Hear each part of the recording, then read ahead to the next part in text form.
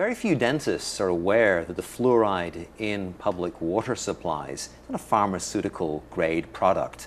It is in fact an industrial waste. It's the waste from the Florida phosphate industry.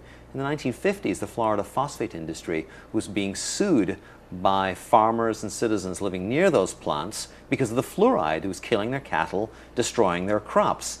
You know, the Florida phosphate industry today is prevented from having to dispose of its industrial effluent in a toxic waste dump by the device of shipping that in tanker trucks around the country and dumping it in our water supply.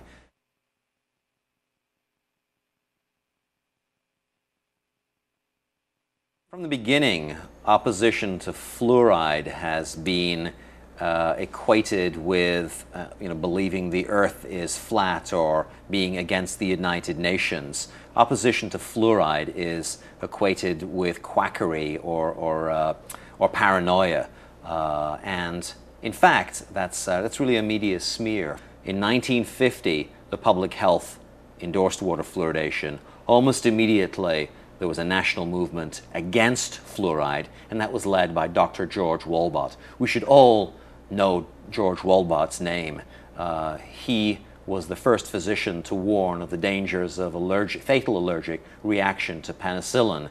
Wolbott was one of the first physicians to warn of the dangers of emphysema from smoking. He saw in his own surgery, in his practice in Detroit, Michigan, that people were coming in with these ailments, unexplained ailments, whether it was back pain or gastric distress, muscle fatigue, headaches, and he figured out that it was low-dose fluoride. That, as with a lot of drugs or chemicals, there's a small subset of people who are uniquely allergic to the chemical, and Wolbott realized that it was fluoride, and he performed a whole series of double-blind experiments where people were given fluoridated water without knowing it, and the symptoms recurred.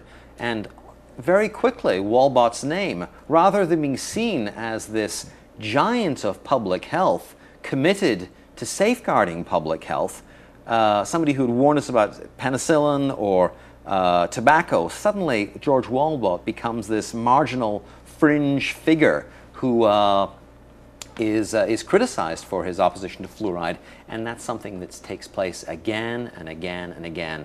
Speaking out as a doctor or a dentist against fluoride is the third rail. It's fatal to your career. We don't know George Wolbott's name because he was smeared by the Public Health Service for his opposition to fluoride.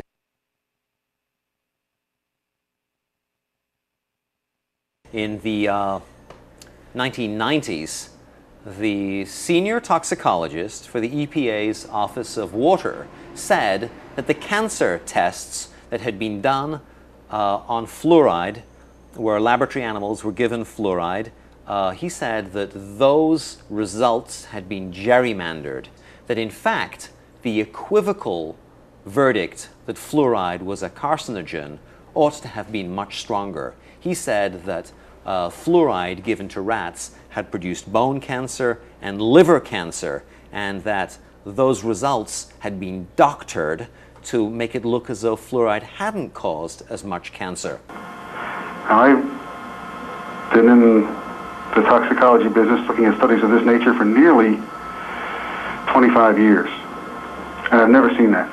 Never ever seen where every single endpoint that was a cancer endpoint had been downgraded. I'd seen one or two endpoints argued over, usually on a definition of what is a cancer in that particular tissue, but I've never seen every one of them downgraded. I found that very suspicious. Marcus was fired. Dr. William Marcus was fired, and a federal judge ruled that Marcus was fired because of his outspoken opposition to fluoride.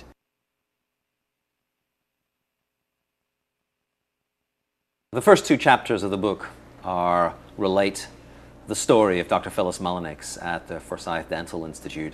She had helped invent a new technology for studying the neurotoxicity of chemicals.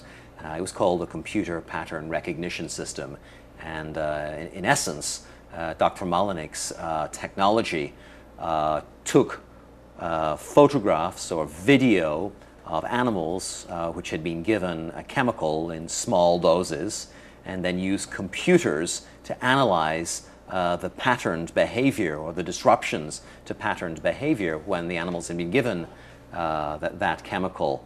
While Mullenix was brought into the Forsyth Dental Research Center to study some of the chemicals used in dentistry, and she was asked to study fluoride. And Phyllis Mullenix said, I'm not wasting my time with fluoride. Fluoride's given to children, it's good for children, it's been around for donkey's years. I'm wasting my time by studying fluoride. But she did as she was ordered.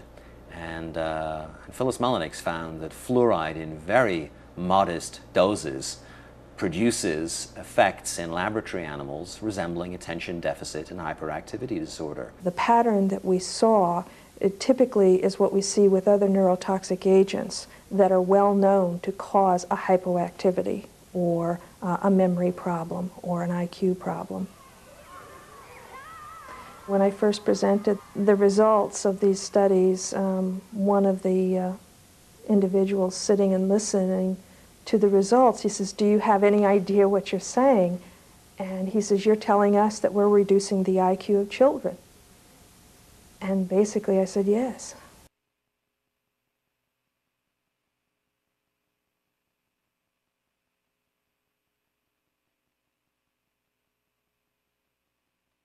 She went from being an industry-funded, leading neurotoxicologist at a Harvard-affiliated research institute to being a voice in the wilderness. She has not received any grants nor any academic position as a research scientist since her opposition to fluoride was made public.